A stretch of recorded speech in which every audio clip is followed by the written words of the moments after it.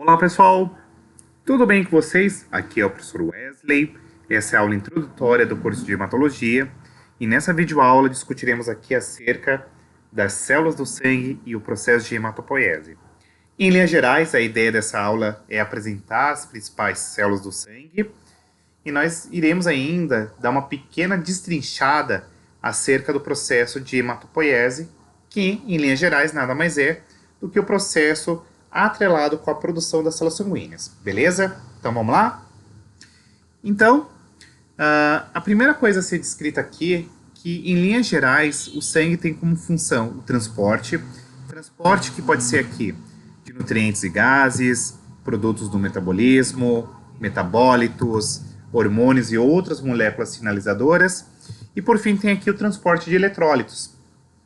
Mas para além disso, o sangue também atrela-se aqui com a nutrição e eliminação de metabólitos.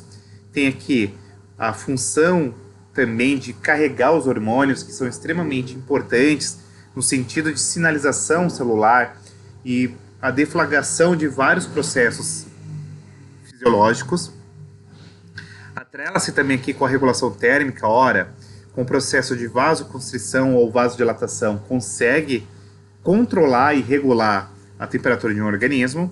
E também, não menos importante, quando a gente pensa no transporte de gases, o sangue atrela-se diretamente com o processo de trocas gasosas, isto é, o processo de hematopoiese que acontece aqui nos pulmões. Claro que, além disso, nós podemos ainda elencar como uma principal função do sangue a defesa imunológica, muito bem aqui representada pelos leucócitos, mas também nós temos fatores humorais, como, por exemplo, proteínas do sistema complemento, anticorpos, proteínas de cascata antimicrobiana e etc. Portanto, em linhas gerais, pensar no sangue é pensar nesse aparato de várias funções. E aqui entra em xeque a importância de você, estudante da área de ciências da saúde e biológicas, conhecer a hematologia como área de conhecimento. Nós temos aqui também que se atentar que quando pensamos em composição sanguínea, nós podemos fazer um teste clínico laboratorial bem simples, denominado como hematócrito, que essencialmente consiste em pegar o sangue e centrifugá-lo, e a partir da centrifugação do sangue, nós conseguimos aqui ter algumas porções, a saber se são elas o plasma, os leucócitos e as hemácias. Em outras palavras, o hematócrito, ele basicamente divide o plasma dos elementos figurados, que são essencialmente as células sanguíneas, beleza? E mais especificamente, falando do plasma, ele é constituído majoritariamente por água, entretanto há aqui a presença de proteínas como albuminas, alfa, beta, gama, globulinas, proteínas de coagulação, tem aqui compostos orgânicos como aminoácidos, vitaminas, hormônios, glicose, e também aqui tem sais orgânicos, íons e gases. Então, o plasma, que é esse elemento, entre aspas, líquido do sangue, é constituído por esses elementos. E agora, as células basicamente do sangue podem ser subdivididas em células vermelhas, neste caso aqui estamos falando dos eritrócitos, também denominados como hemácias, e os reticulonócitos. E as células brancas são aqui representadas pelos leucócitos, ou também chamadas de células brancas, né? Que são aqui subdivididos em granulócitos e agranulócitos. E também tem-se aqui as plaquetas, beleza? Então, quando a gente fala de produção de células sanguíneas, nós temos um processo denominado como hematopoiese.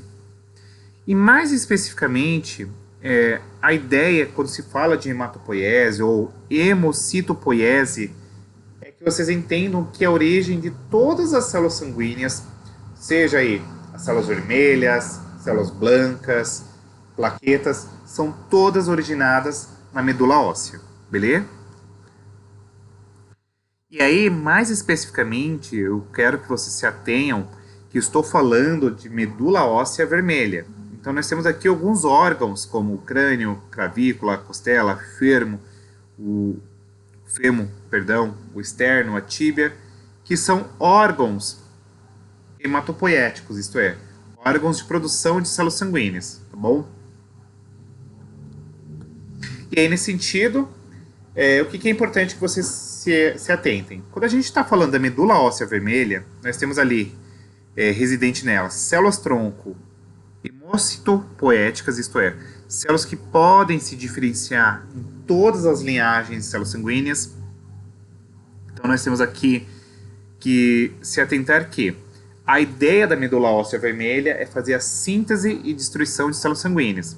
Então, nós teremos aqui um aparato de várias células, células reticulares, sinusoides, células do sangue, macrófagos e etc. Portanto, como que se dá o processo de hematopoiese? A princípio, nós temos aqui as células troncos, que têm a potencialidade para se converter em qualquer outro tipo celular, e além disso, nós temos o processo de autorrenovação desempenhado pelas células tronco. A partir das células tronco, nós teremos aqui células progenitoras, e essas células progenitoras, por sua vez, através de um processo de mitose, vão aqui gerar células precursoras, que são extremamente importantes aí no processo de produção das outras linhagens de células sanguíneas, células vermelhas, brancas, as plaquetas, e isso está diretamente atrelado, pessoal, com fatores de crescimento, ou seja, é necessário que haja aqui todo um aparato de proteínas que sinalizem essas células precursoras para, uma vez sinalizadas, se diferenciarem em células maduras que agora terão atividade funcional diferenciada. Então percebam que a gente parte de uma célula-tronco, que vai gerar uma linhagem progenitora, essa linhagem progenitora vai formar células precursoras, e essas células precursoras, sinalizadas aqui por fatores de crescimento, agora vão se diferenciar em células maduras que terão aqui a atividade funcional diferenciada. Beleza?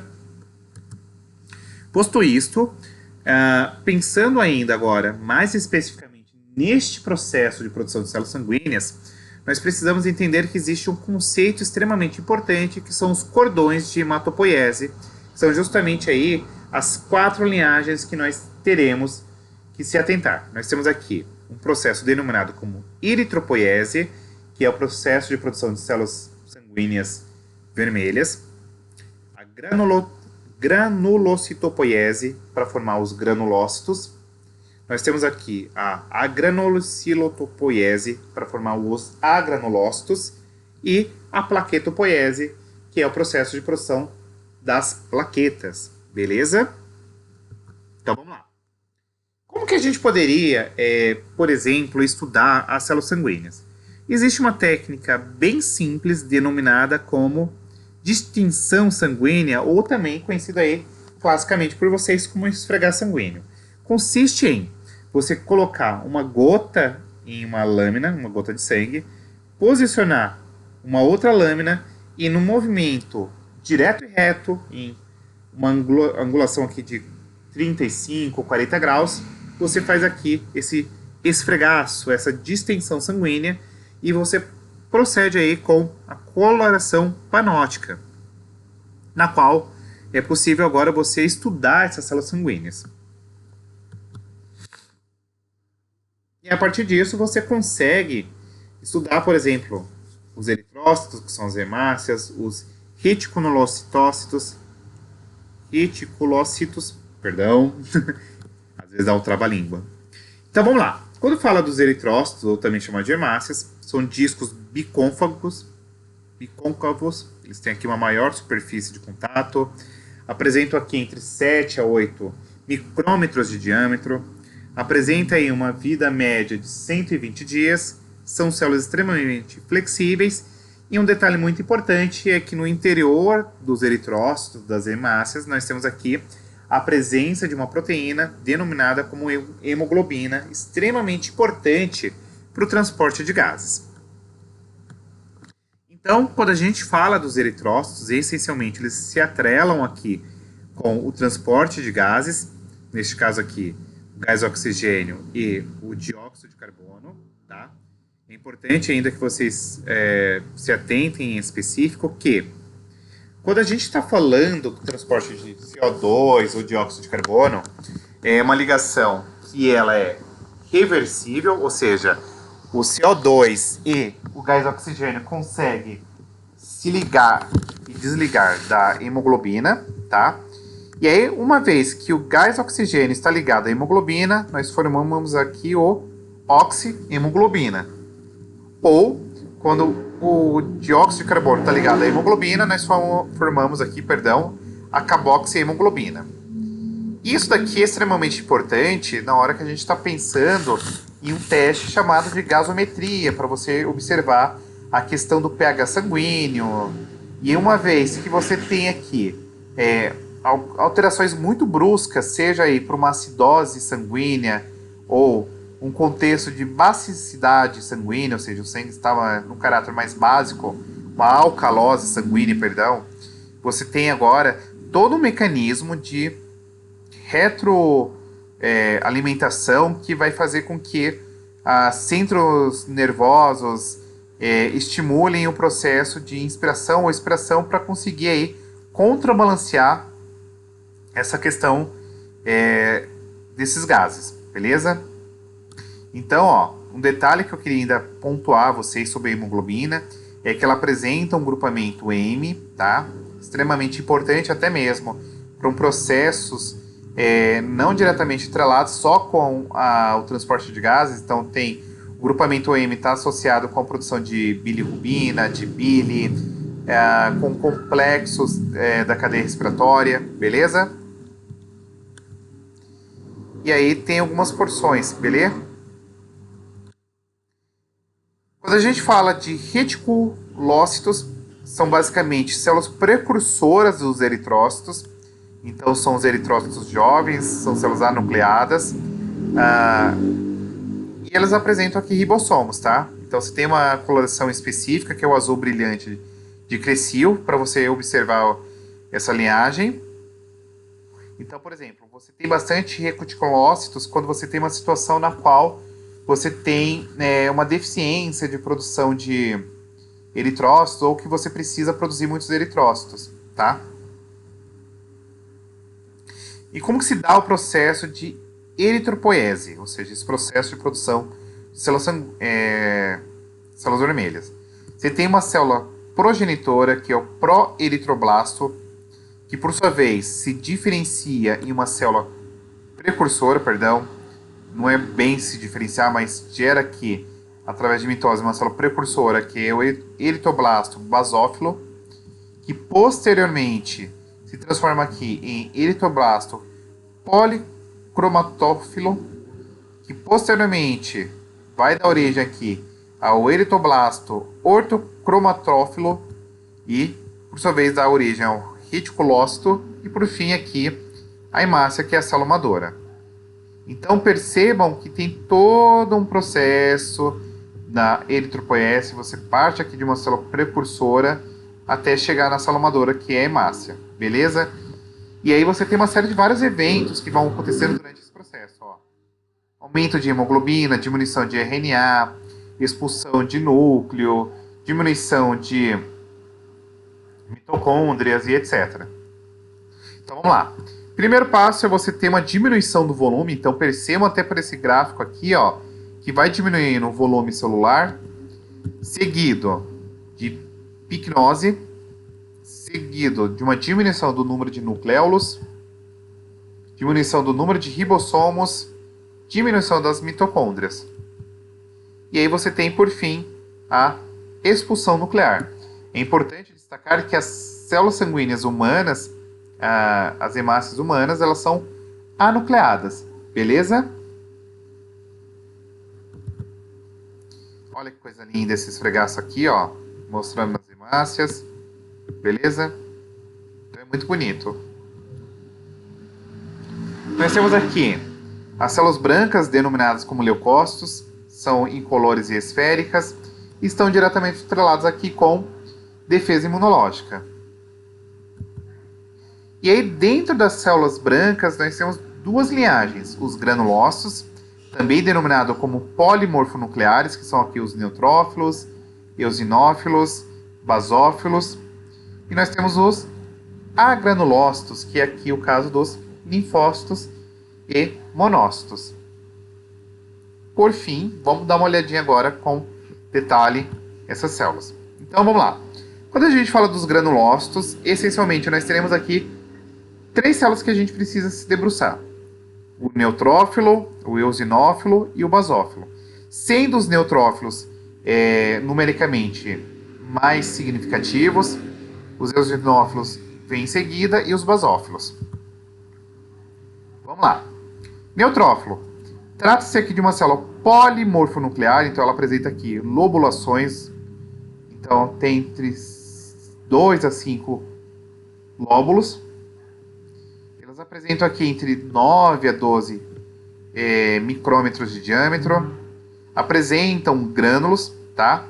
E aí nós temos alguns grânulos específicos, como a collagenase, a lactoferrina, lisozima. E nós temos aqui os azovurófilos, que são aqui lisossomos com hidrolases ácidas. Qual que é a função dos neutrófilos? Os neutrófilos eles estão diretamente atrelados aí com debelar infecções bacterianas. Então são as primeiras células a chegarem, por exemplo, no sítio de infecção, beleza? São fagócitos ávidos, então a função fagocítica é muito bem descrita aqui. E tem uma defesa imunocelular contra bactérias, tá? E esses grânulos específicos, como a lisocima, tem uma função aqui de perfurar a parede bacteriana. A lactoferrina sequestra ferro, faz aqui a síntese de peróxido de hidrogênio, espécies radicalares aqui, beleza? Nós temos os eosinófilos, são também células polimorfonucleares, apresentam aqui entre 12 a 15 micrômetros de diâmetro, apresentam uma quantidade significativa aqui de grânulos eosinofílicos, que podem ser aqui específicos como o interno e o externo, e nós temos aqui os azófilos, que são aqueles que são basicamente lisossomos com hidrolases ácidas. Então vamos lá, você tem aqui os grânulos específicos, que são externo, ou também chamado aqui de cristalóide, ou externo, ou também chamado de matriz, beleza? Quando a gente fala do cristalóide, são aqui proteínas básicas, como a arginina, e a matriz aqui é basicamente enzimas muito típicas de lisossomos. Os eosinófilos, defesa contra parasitoses, eles conseguem aqui fagocitar complexos antígeno-anticorpo, marcado aqui por IgE, participam dos processos alérgicos, beleza? Basófilos, eles apresentam aqui um núcleo irregular e retorcido, glândulos específicos intensamente basófilos, neste caso aqui a gente está falando da histamina e heparina, apresentam receptores para IgE, e a função é muito parecida com a de mastócitos, perdão. Então aqui, quando a gente fala de basófilo, não é muito bem definido na literatura, mas acredita-se que os basófilos eles estão diretamente atrelados aqui com respostas alérgicas, beleza? Então, isso aqui é só uma esquematização aqui da granulocitopoiese, perdão. Então a gente aqui tem aqui os neutrófilo, eosinófilo e basófilo, beleza? Então tem aqui, ó, novamente, olha que coisa linda, meu Deus do céu. E aí, os agranulócitos, essencialmente são quem? Linfócitos e monócitos, beleza? Então vamos lá. Os linfócitos, eles apresentam aqui entre 6 a 8 micrômetros de diâmetro, eles apresentam um núcleo esférico e bem condensado, então eles apresentam aqui grânulos grosseiros de cromatina, e eles apresentam aqui um citoplasma escasso e periférico com presença aí de ribossomo, mas mais ou menos. Tá? E aí, quando a gente fala dos linfócitos, nós temos aqui o linfócito B, T, as células NK, ou também chamado de natural killers, e as NKT. O linfócito B ele se diferencia em plasmócitos para secretar anticorpos e as células B de memória. As células T elas podem ser aqui células T auxiliar, T supressora, T reguladora, T citotóxica, então tem aí o caso da CD4, CD8, TH1, TH2, TH17. E aí os monócitos são basicamente células que saem da corrente sanguínea, vai para o tecido, diferencia-se e transforma-se aqui em macrófagos. São células ovais com um núcleo reniforme e cêntrico, ou seja, tem uma cromatina aqui frouxa. Apresenta uma baixa quantidade de retículo endoplasmático rugoso e ribossomos. Entretanto, tem um número muito elevado de complexo golgiense e mitocôndria. Apresento aqui entre 12 a 20 micrômetros de diâmetro, tá? Apresento microvelocidades e vesículas de pinocitose. Quando a gente fala de macrófagos, tem uma atividade fagocítica muito bem desenvolvida, são células apresentadoras de antígeno. Quando a gente fala de linfócitos, eles são principalmente encontrados em órgãos e tecidos linfóides, então a gente está falando aqui de timo, baço, linfonodos, tonsilas, nódulos linfóides, nos maltes, gautes, salte, balte e por aí vai. E você tem aqui o linfoblasto, formando aqui o prolinfócito e aí posteriormente o linfócito, beleza? Os monócitos, eles têm aí uma capacidade de ficar circulando a corrente sanguínea cerca de 8 horas, então eles entram nos tecidos, diferenciando-se aí em macrófagos, beleza? E as plaquetas são compúsculos aí anucleados que apresentam entre 2 a 4 micrômetros, são fragmentos do citoplasma, tá? E eles apresentam aqui citoplasma com grânulos, né? E apresento aqui feixes de microtúbulos periféricos, que é o hialômero, que são aqui os filopóides e associado com contração. E esse tem alguns fatores, né? Os grânulos alfas, que são fatores de coagulação, os grânulos lambda, que são aqui associados com os lisossomos, e os grânulos delta, ATP, cálcio, 5OH. E falando de plaquetas, eu estou fazendo aqui bem geralzão, tá? Plaquetas associam-se aqui com coagulação sanguínea, que está associado com adesão e agregação plaquetária. E a ativação do plasminogênio endotelial se dá aqui pela fibrina. Associam-se aí com retração do coágulo, com actina e miosina, então por isso tem aquela função contrátil. E a remoção do coágulo se dá aqui pela plasmanina e enzimas lisossomais. Beleza?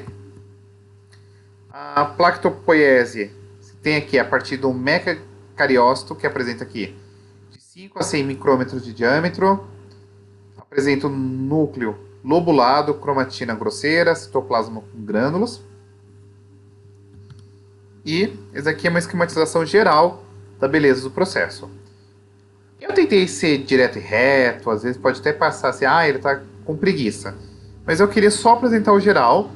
E nas aulas subsequentes a gente vai entender esse esfregaço aqui, entender com mais detalhe como que essas células são extremamente importantes numa diversidade de vários processos patológicos e também aí em processos fisiológicos, beleza? E é isso, se você gostou, deixa o like, curta, compartilhe, se inscreva, um super beijo e até a próxima. Fui!